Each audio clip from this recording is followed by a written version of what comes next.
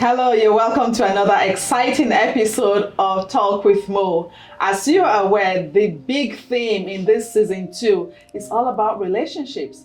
And today we're going to be exploring a different dimension of relationships. My guest today has been in Canada since 1998. And in that time span, he has gained a wealth of experience. And today he's here to share about the relationships that has impacted him along the way. Please join me now as I welcome Johnson Babalola. Good evening, welcome. It's so great to have you here. Same here, Mo. Nice to be here. Thank you for having me. Thank you. I really appreciate that. You know, as a lawyer, you're one of the most respected lawyers I know in Canada. That means a lot. Thank you so much. And you have been a personal mentor. So I want to say thank you for coming here. Thank you so much. As you know, I have a whole lot of respect for you. Thank you. And Thank you. I know that you're well respected Thank within the legal community, as also within the Canadian Nigerian community that I know of. So while we're talking, just as we were planning to this interview, I was shocked to know that you've been in Canada since 1998. Yes, I have been here since 1998. It's always shocking, isn't it? It is. You know, time flies. He was like yesterday. But But before I even speak to that, I want to thank you for having me seriously. And you know, the feeling is mutual when it comes to respect. Thank you so much for all you do. This is extremely important for our community and even beyond. And so you're impacting lives, and you are doing great. So thank you so much for doing this. Appreciate that. Thank you. So I'm going to start us off by, introducing yourself. Okay. Let our viewers get to know who Johnson Babalola is. Well, Johnson Babalola is how do I even introduce myself? People call me JB. My friends call me JB. My clients call me JB. My staff call me JB. And I'm a Nigerian, like most everyone would know. And I'm a lawyer, an immigration lawyer. I'm a writer, a storyteller, and I'm also a management training consultant. So that's all I do. Wow. And I'm a husband and a father to 3 lovely children. Wow. They don't like me calling them children anymore. So they're adults, of course. So that's fine. Wow. That's certainly a whole lot of experience right there. Yeah. Storytelling. You know, when you introduce yourself as a storyteller, right, that really piqued my interest. Mm-hmm. And I know that recently you began writing a series of short stories. Mm-hmm. And I'd like you to talk about that and what led you, what motivated you into beginning to write stories. I believe that every human being has a story to tell. It's just that we tell our stories differently, and especially if you're an African or a Nigerian, you grow up hearing stories from your uncles, from parents, and all around you, and you read books of stories about stories and things like that. But then, as you grow older, as you go through life, you have different experiences about different things that if you don't tell those experiences in a way that people will understand and relate and learn from, then basically we are missing out on a whole lot of things that can help others to grow and to make changes to their lives. So COVID came, and as you know, when COVID came, a lot of us were just indoor, not doing much. I spent the first 3 months just sleeping because I did not realize I was that tired. I was very tired. Then I had this idea to start writing a book. So I started writing a novel, which will be out in about a couple of months. Wow. And so it's taken that long. But thank you so much. So as I was writing this story, this novel, there were different things coming at me about my life and the lives of others, my clients, my family, and I kept saying to myself, my story is somebody else's story as well. I don't have a monopoly of those stories, but it's just that sometimes we don't hear those stories so that people can say, that happened to me too. Wow. And, I can learn from that. And then when we are saying to others, do not take this step that I had taken so that you don't fall into the same pit that I fell into. Wow. So those were the reasons why I said, you know what? Let's tell these stories just to help ourselves and others. That's it. Interesting. Wow. You said our story are other people's stories. Absolutely. Absolutely. Now, I have read a few of these short stories that you've been publishing. And every time I read them, Right. I often wonder, are these JB's stories, or are they his personal experiences, or are these experiences that he has lived vicariously through others, or even experiences that he has become aware of? Are these even real stories? So I would like for you to kind of take us into that journey of the stories and what they mean for you. Yeah, people ask me that question all the time. They ask me, is this possible? I think I wrote a story that I titled I Am 50 Now, which was about a woman who basically, a Nigerian woman that was widowed. And basically, over the years, people that she had helped, when her husband was alive and she had been there for and all those things. And, basically after the death of her husband, abandoned her. And, and yet they will come back maybe once in 5 years, expecting her to be the same person and still, be there for them and support them. And when she turned 50, she said, you know what? Enough of that, do not take me for granted again. And somebody called me and said, is that possible, for this to happen? And I said, you know what? It was the story of someone, Wow.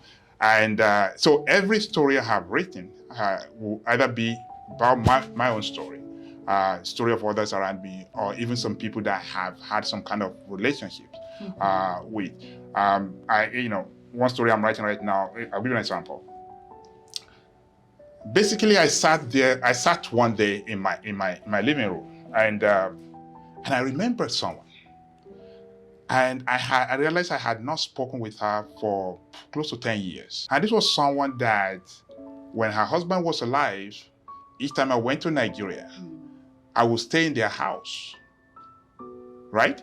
And and I was like, 10 years? So I picked my phone and I called her.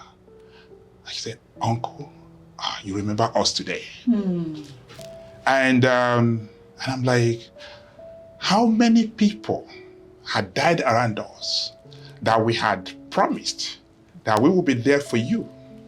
We will be there for your family. I will support your family.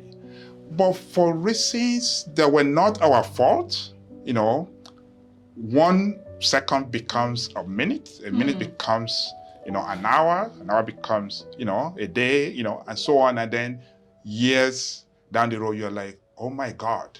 And sometimes you even start well. You are there for them. Then after a while, things kind of fizzle out. These are stories that sometimes when we hear, it can make us to say, oh my God, I need to change in that area, Or it might also be, I don't need to have that kind of expectation for a fellow human being, because we're all human at the end of the day. And life happens, So these are the kind of stories that, put together and, just for everyone to learn from. And hopefully one day it will become a book and then we'll publish all these stories together. Wow, yeah. That's something I'm looking forward to. I am looking forward to that as well, Soon. Now, having come to Canada since 1998, I'm sure our viewers are wanting to know, 1998, what was Canada like for an immigrant, for a Nigerian in 1998? So please, can you share your experience? Why did you leave Nigeria in the first place in 1998? Oh, that's another story. That's another story. I was a young lawyer, and quite frankly, I tell people around me that, actually when I mentor people that, you need to map out your life. You need to have a support system. You need to have mentors around you. I had a lot of good people around me. I had family members who were great, Right. and but when he kind of at that time there was really nobody who sat me down to say, what do you really want to become? And and what are your plans? So I was just like, okay, I'm good in this, I'm good in that, I'm good in this. Okay, I'm a brilliant guy, and okay, you know what? What do I want to do with my life? So I would think about one subject or one profession, another profession. I wasn't really sure. So I remember one day, so I went to see a friend's dad who was a lawyer, and I said, yeah, okay, I'll be a lawyer. And that was it. And so as a young lawyer, at that time we thought Nigeria was getting bad, and In 1998. that was not even 1998. That was 1990. So it goes back, and that was 1990. And you had to know people to get employment and things like that. So my older brother was in England. Said, just come over, come and visit for a while. So I said, okay, no problem. So I went to the UK. I had a visiting visa. And so part of what I also try to say in my story is whatever you do in life, be prepared ahead. I wasn't prepared. So all I knew was I was going to the UK. So I got to the UK, and even as a young lawyer, I had no idea that my status, that I had to do anything about my status or anything. I was not prepared. So I got there, and wonderful family, my friends, my brother's friends, family, wonderful, and shout out to them. Great people, and they gave me accommodation. I stayed in a house, and they said to me, okay, so what's the next thing you want to do? And I said I wanted to work in a government office. And they said, you're in England. I said, well, you have no status. And I said, what is that? What is that? He said, okay, we'll talk about that later. But for now, you need to start working to make a living. Because then I had some family members back home that I had to send money to. And because that is the life of many immigrants. You're pressured, to work because you are not just taking care of yourself, you're also taking care of other extended family members. So basically, I think the next day that I was in England, I started work. And that's a story I call the restaurant story. And I will just say it briefly. So I got to this restaurant and they dropped me there. They said, okay, you're going to work in that restaurant, just go in there, ask for ABC, and then you're here to work as a server. Great. I had never worked in a restaurant in my life. Had no idea. So I walked in there and they said, oh, great, okay, you can get started. 11 o'clock, the restaurant will be open. And then, Lord and behold, the restaurant opened. And you had, people coming in and were seated. So I went to the first couple. And remember, I just came in from Nigeria maybe a day before too. And so I had my paper and my pen, and I said, what would you like me to order for you? Can I take your order, please? And they said, sure. So the guy spoke, young couple, and then told me what he wanted. And I did not understand a word of what he said. And I did not want to own up that I did not understand. So I wrote something down. I scribbled something down. And then I said, your order will be, just give me about half an hour and I'll get your order ready. Oh my goodness. I said, oh, thank you so much. So I walked around the restaurant. I was thinking, what do I do? How do I manage this? And then I went back 15 minutes later and I said, I'm so sorry. Let me apologize. I think I missed a couple of things from your order. Can I take your order again? And the guy was very nice. And he told me again, and I wrote something down. I did not understand. And it was a very strong Irish accent, beautiful accent. That by the time I did not understand. And so basically, second time now I walked around and, he was looking at his wristwatch. So I had to go back again. I said, excuse me, just one last thing that I needed to ask you just to clarify. And he got angry. And he called me all kind of names, the F word and things like that. And of course, the manager came and said, what happened? He told his story. And that was the only day I worked. First, the last day. So you were fired? I was fired. Quite frankly, right from that moment, they took me to the kitchen, and so I started washing dishes. So that was how I finished my, shift that day. Then I was fired. But it got me thinking that whatever you want to do in life, be prepared. You know, your environment is important. Know what you are getting into. What is the caution in that area? And what do you need to know? So that when you go there, you will not be like a fish out of water.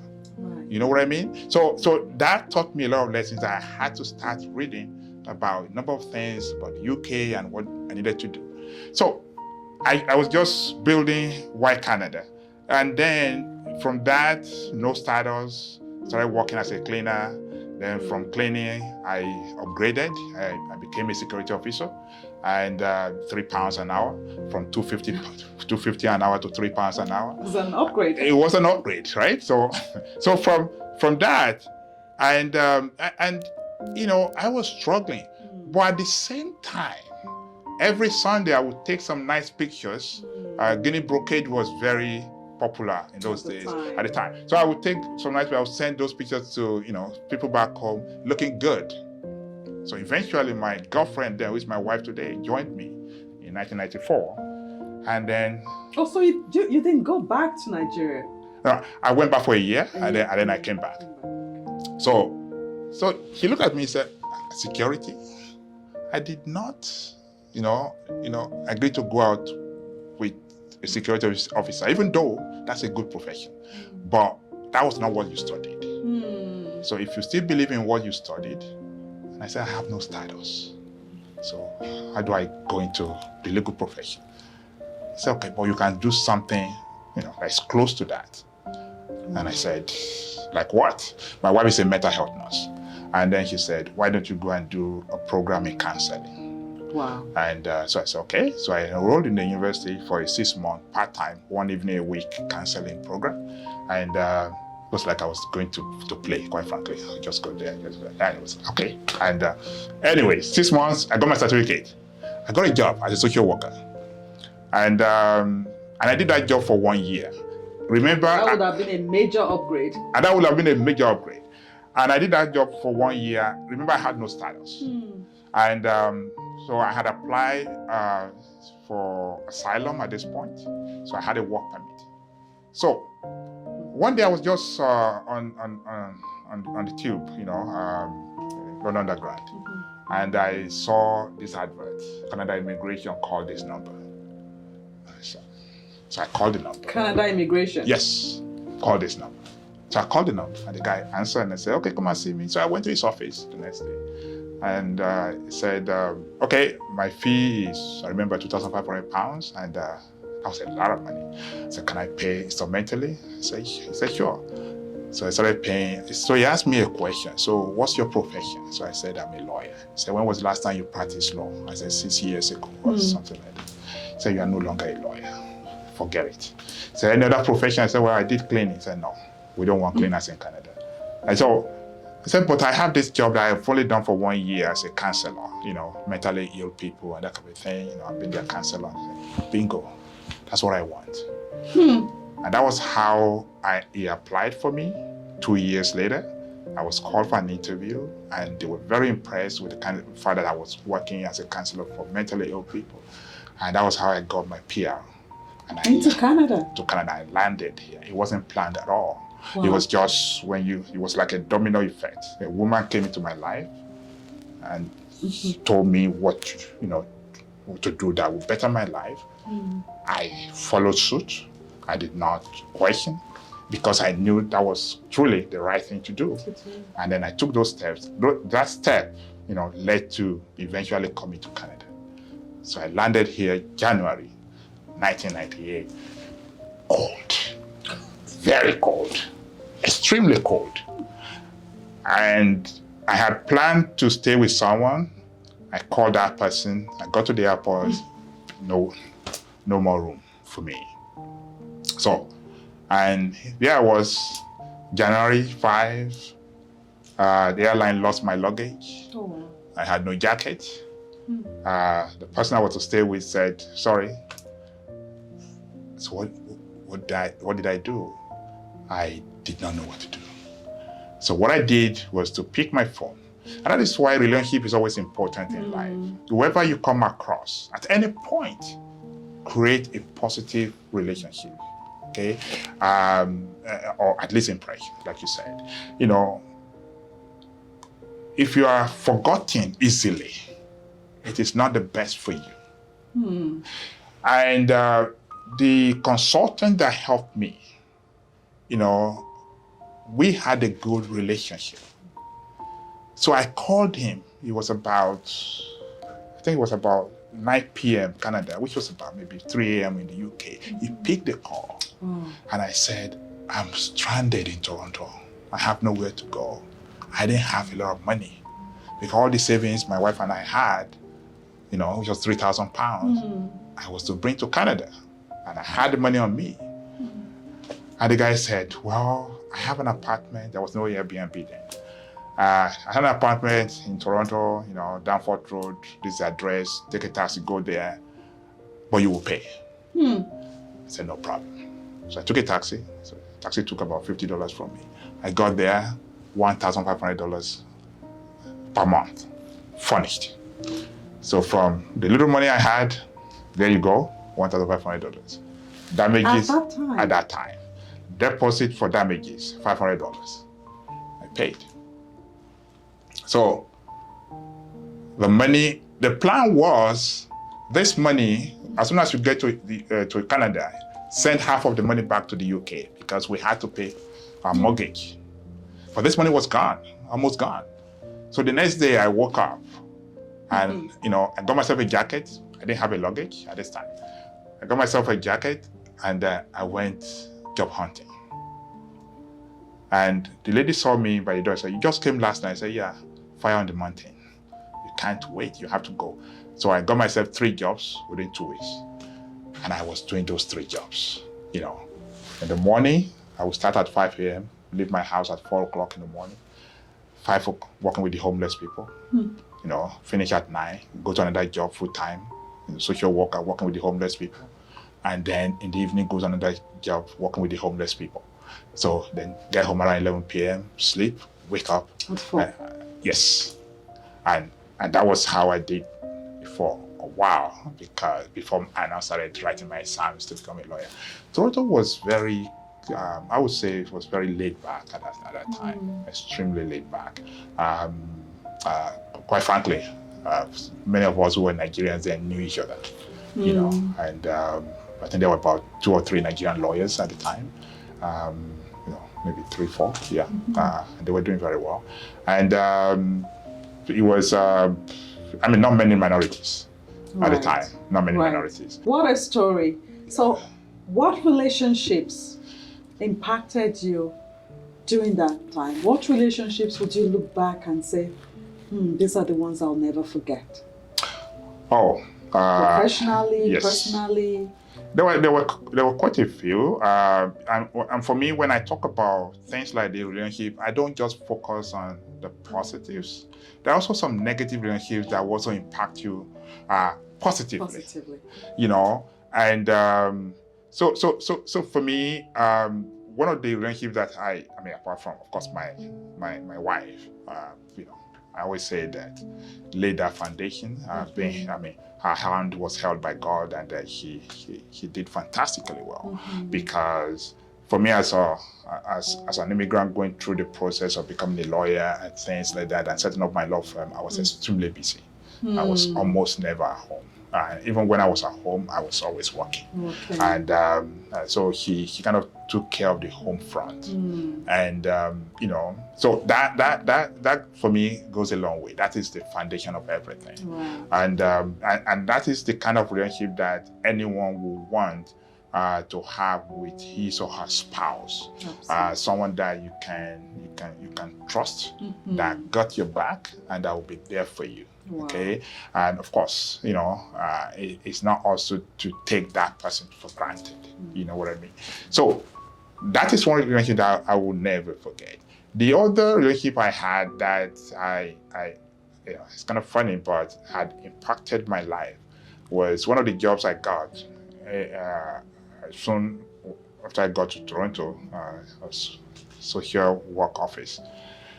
When I was meant to work with the homeless people, but when I showed up the first day at work, I had my blazer, everything was like I was going to work as the CEO of a bank, and so I got in there and I had seen the client, then I wrote my report, and then I went to see my boss, and then he looked at me, said, "Johnson?" I said, "Yes." "Not here." Not here. Not here. Listen, the people you work with do matter, and how you appear to them will also matter. When they see you, they don't see you as one of them. They see you as someone up there that they cannot relate with. So please, when you're coming next time, your jeans, your t-shirt, your jacket, that's good enough. Wow. That has really impacted me in terms of, I ask people wherever I go, okay, who are the people that will be there? Right. Because when you see leaders, one of the reasons why leaders don't get across to people they lead sometimes is the way they carry themselves around them. Right. I went to a conference in Abuja, a couple of years ago, and the organizers of the conference, when they appeared, you will know that there is a gap, a class difference, big time, And the second thing he said to me, he looked at my report, very loyally grammar, big grammar. He said, "You are not communicating because your client has the right to read this report, but your client will need a dictionary to read this report, to understand it. And anytime you write a report and your client cannot understand it, you have failed them." So for every big word here, there's a smaller word. So go back and rewrite this report in a way that ordinary people will understand it. Because the ordinary people in this world make up the greatest number of people. Such wisdom, that's profound. Absolutely. So I went back and I wrote the report. And since that day, when I'm writing, up till now, even as a lawyer, when I'm writing, think of your clients. I think of the people that read it. I'm saying, no, don't use that big word. Okay, is there a smaller word for that? That's it. So that was some kind of relationships. The clients that stuck with me when I was just starting, there are quite a number of them. People who will say, yes, I know that it's just getting started, but we believe in him. Because that goes a long way, right? Actually, when you are in a new country, and then, there is also intra-racism. Don't forget, there is a lot of intra-racism. We pretend to believe in our own, but we don't support our own, we don't act it. And so it's like, oh, no, don't go to that person, go to this. I mean, I wrote a story on that as well about, intra-racism. So when you have people that will stick with you, you have to be gracious, you have to be grateful, you have to be thankful for that. So that kind of relationship is always very important to me, and I still have most of them as my friends today, so I don't forget, but I stay away from toxic relationships, dysfunctional ones. Those are the ones that, I kind of put some kind of distance between us, because it affects you mentally, psychologically, and in every way. So that's the way. So we can go on about relationships, but I would just say that different people will come into your life and they will do they will deposit different things into your life that will assist you in finding your way through life. Wow. And now, I can't help but wonder, when you look back at 1998 when you came, and now, how would you describe it? Is it better? What has changed? Interesting question. Interesting question. I was saying to a friend the other day that when I came here, I used to follow football, soccer, when I was in England. And I mean, Nigerian would not follow soccer anyway. So, but at that time, we will have to wait for a newspaper that will arrive Toronto once a week. Most of them will come on Sundays, you know. So I would go to 7-Eleven and those places to buy newspaper. That would be when I would know the result of last week's match. Unless, I call my friends and I say, hey, what's going on? How's everything doing today? How is this, everything? Today, hey, go on the internet and you can watch this thing live and that has been a very positive thing, in my opinion. And that change has really helped communication. When I left Nigeria and up until I came here, 1 minute of phone call. In England, in those days, it would be like £2 a minute. And then you're making £2, 53 pounds an hour. So by the time you call someone for 10 minutes, you're in trouble. And today, we can all communicate with our friends and family and, everyone and all over the world. So that has also been a great shift, in a very positive way. Racism, it's kind of interesting. When I first came here, I will honestly say that I did not experience racism, and I did not even, quite frankly, it wasn't in your face. And again, it can be a function of the fact that there was no news dissemination as it is now. But I hear more of that these days than then. You know what I mean? And that's something that I don't know what happened. I don't know what changed, but something has changed in that that area. And then you have the issue of cost of living. I will go to the store then with $10, and I will buy 2 big bags of food items. But I would spend as a household, spend $50. We were good. Of course, salary was not fantastic, right, but things were not outrageously expensive. Ridiculously expensive that we have now. Houses were not that expensive. My first apartment was a very nice 1-bedroom apartment, very big. It was $650, per month. Everything inclusive. Nice apartment in Toronto. Wow. So we have those changes, and so there's so many changes. Now I see a lot of Nigerian lawyers in a very good way, being called to the bar. Almost every day someone is being called to the bar. And I'm very happy and I applaud that. In those days, we didn't really have much support, because just 2 or 3 of us. Today you can pick your phone and call anyone for support. And so the more we have that, and then we build our community, the better for us all. So yeah, those changes are happening, and some positive, some negative, like everything else in life. Right. So again, has the journey been worth it? It's a big question. For you? It's a big question. Has it been worth it when you look back? It's a big question, and quite frankly, sometimes I struggle with answering that question. And I talk to many of my friends. It's funny now that maybe when people get to their 50s and their 60s, that's when they start saying, should I have left? See, when you are in your 20s, 30s, and even 40s, at that time, you don't really think about some of these things. But when you get to that stage when the children are leaving home and your childhood friends, in Nigeria, they're still there, they're now retired, they're settling down there, and then you are going home, then you are relaxed, and then you say, maybe this is the place I need to come back to. And then you ask yourself, this journey truly hasn't been worth it. And I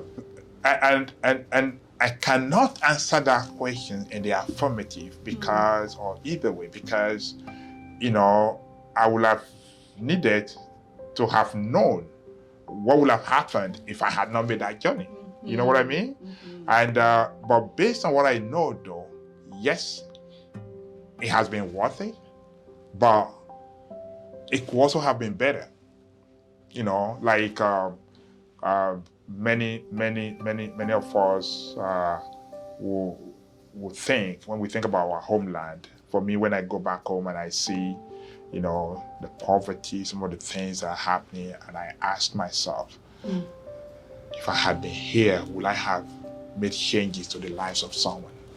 And of course, we are also doing that here, but you're also saying, should it be here or should it be there? Yeah. Right? And I'm a deep thinker. And sometimes I ask myself, okay, what is the essence of this journey? To make money, to live a good life, and then what happens? Then what? You know what I mean? And I often say to my friends, I say, oh, you have children, okay? When are you going back to Nigeria? So, oh, I'll go back to Nigeria when I'm in my 60s, my 70s, or whatever. I say, okay, so how about the children? I say, oh, this is their home. So when you go back home, so you go alone, go with your spouse alone if you are lucky to have a spouse. You know what I mean? So sometimes different strokes for different people. There are people that will say to you that when they look back, they regret coming. Okay? Because again, if you are not well prepared and you just come, that's why you see unfortunately, a lot of people with mental health issues within our community, which is unfortunate for different reasons. That's a topic for a different day. But if you come to study here, you are not prepared, you don't have the finance. And then you bank on, I will study, I will work, and I will pay. And if that is not happening, then what? Then you get depressed, right? Or culturally, you don't settle into the country because there are expectations from back home. Your parents are calling you as a young child, don't do ballet, don't do this and that kind of thing. You're saying, boy, it's fun. No, that's not, culturally acceptable. And then it affects you psychologically here. So for those people, they will say, it's not worth it. I would rather go back. I was talking to someone last week, a young person who said, I don't want to be here at all, sir. I would rather go back home. But think about that young girl who would not have gone to school in Nigeria if she had not had an opportunity to come here, who had today become a lawyer, a doctor, accountant, or whatever, or even a carpenter, who had done well for himself or for herself. So when you look at that, or a woman that had been battered and abused in Nigeria, by her spouse, that found her way here and got safety, it has been worth it.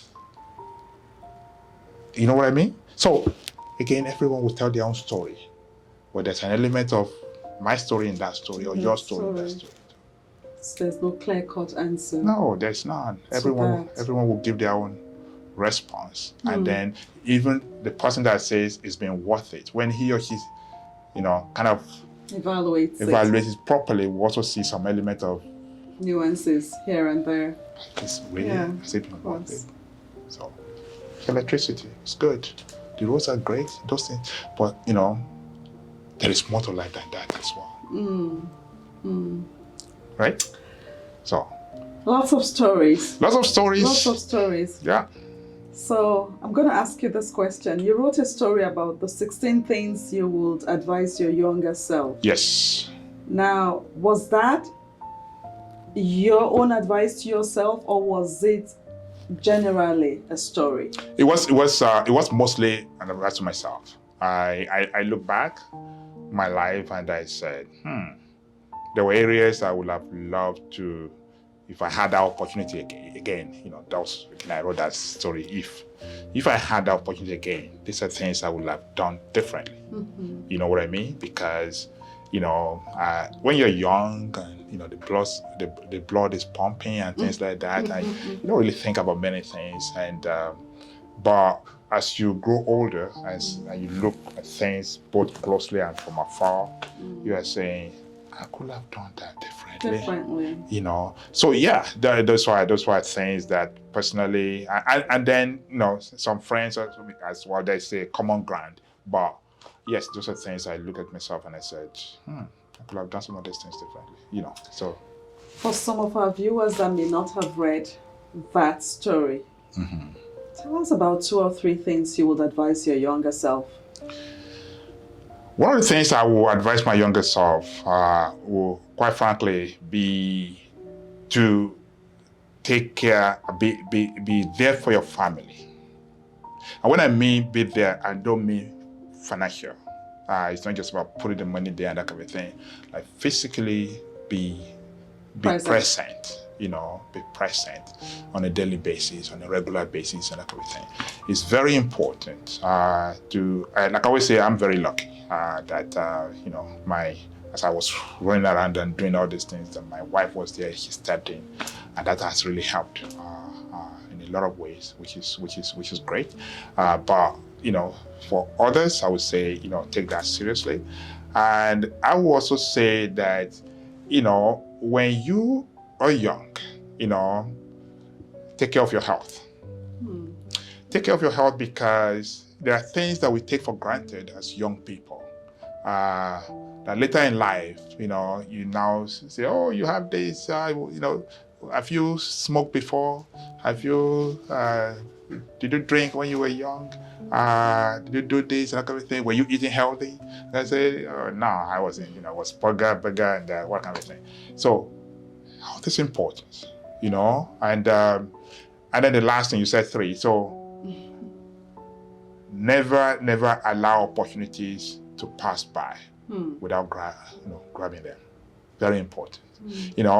I was talking to a friend of mine last week. We spoke at length, and we're sharing some pages from our past and kind of things. Yeah, I was asked to do this, and I said, oh no, I don't have time for that. So sometimes, and I see that in a lot of young people these days. It's like, hi uncle, and then they walk away, right? And they don't want to know whether that same uncle is someone that can actually assist them, in getting from point A to point B. You know what I mean? So when you have that opportunity within your grasp, right, take it, okay? And then once you've taken it, now build on it, mold it, water it, and then nurture it, and then grow it. Very important. And that is something that a lot of people don't do when they are young, because there is always tomorrow. There's always tomorrow. But they say sometimes tomorrow never comes, but sometimes tomorrow might come sooner than you had thought. Yeah. So that's the way. But we have these 16 things on my platform, and writing platform. So. Yes. What's your writing platform? I know for our viewers listening, I'm sure they're really interested in going to read. So what platforms would we find your story? I write on Substack. I also write on Medium, those 2 platforms. But I also have my own website that also has my writings, johnsonbabalola.com. Okay. So any of those platforms will have my, I also write on Nigerian issues, social issues on Nigeria. Great. So we're going to put all of this in the description for this interview for our viewers to hear. So before we end this interview, right, looking back, right, would you do it again? Would you leave Nigeria? Would you would you do any of it again? Wow. Never been asked that question before. Never thought about that question before. And that is why, most speaks is be prepared, guys, before you come here. So you'll be asked questions, deep questions. Will I? If I'm going to answer straight, I'll probably say no. I would say no. I would say I will have, thank God I've done well. But the sacrifice, the years of, for me, again, my own journey. Again, it's different from other people's journey, because I always say that, we're all different in our journeys in life. But for me, it took so many years to even get status in the UK, which I never got for 8 years. Then I came here, then I had to start all over again. It to rebuild and, do my exams, be called to bar before I started practicing, right? If I had stayed in Nigeria, right, and I wouldn't have those interruptions, I would have just, again, continued like that. Having said that, I'm also reminded by my wife, who checks me all the time, and I will say, but what if you were also there, ABCD had happened to you, So that's why sometimes I'm speaking as a human being and say, maybe perhaps I would not have taken those steps the way I took them. And that's why I say to some young people that come to me, oh, I want to travel anyhow. It doesn't matter, I just want to travel. Let's say, don't just travel anyhow. Make sure you have your status. Because do you know that as at the time that I left Nigeria, I could have come to Canada as an immigrant. I had my permanent residency from Nigeria, but I didn't do any homework. I didn't know better. So do your homework, because if you walk into a country with your status, it makes a hell of a difference. But if you don't, then you have to, you're paying lawyers and you're running around, that kind of thing for. But the problem is, and maybe I'll end with this, that, like somebody said in her book, the mouth of a shark becomes a home when home is not good. That is why you see people basically say, it doesn't matter, I just want to get out. I made a presentation at a conference on human trafficking in Abuja a couple of years back. And as we were talking to the young people, a lot of young people, not to allow themselves to be trafficked to Europe, to Canada, wherever, one young guy stood up and said, sir, I hear all these things because you have said to me that if these people, these traffickers, if they take me from Nigeria, they will take me through the desert and all those places. I might be abused, they will rape me, they will do this. And I said, but I might die. So that's the ultimate thing that will happen. I will die, right? I said, yes. I said, but I'm already dead. Wow. So as I'm talking to you now, I'm dead. I said, why? Because I'm here. I've been raped by my neighbors, by people around me so many times. I have reported to the police many times. Nobody did anything. I'm unable to feed. And my life is in tatters. So would it not be better for me to at least take that risk and go to another place? And hopefully I will make it. That is because home is not the best for her. That's why she's thinking of the mouth of a shark as her next home. So there's a lot of work to be done back home in order to deter people from taking those risks. A lot of education, a lot of talking, a lot of support, a lot of mentoring. And we, all of us here, Have a role. We have a role to play. Every one of us that is overseas, to be honest, to be truthful, to guide, to mentor, and put them in the right way. That yes, it's okay to come, but come with the right documents. Come prepared. Come prepared as well. Be prepared and manage your expectations. Wow. Right. Thank you so much. Oh, thank you for having me. We could go on and on. I know, right? It's fun being here. Viewers, you've heard it all. Johnson Babalola, JB as he's called by those who know him. A wealth of wisdom. We're going to put all of his details in our description. But whatever you choose to do in life, the one nugget you should get from this interview is always be prepared. Yes. Always be prepared.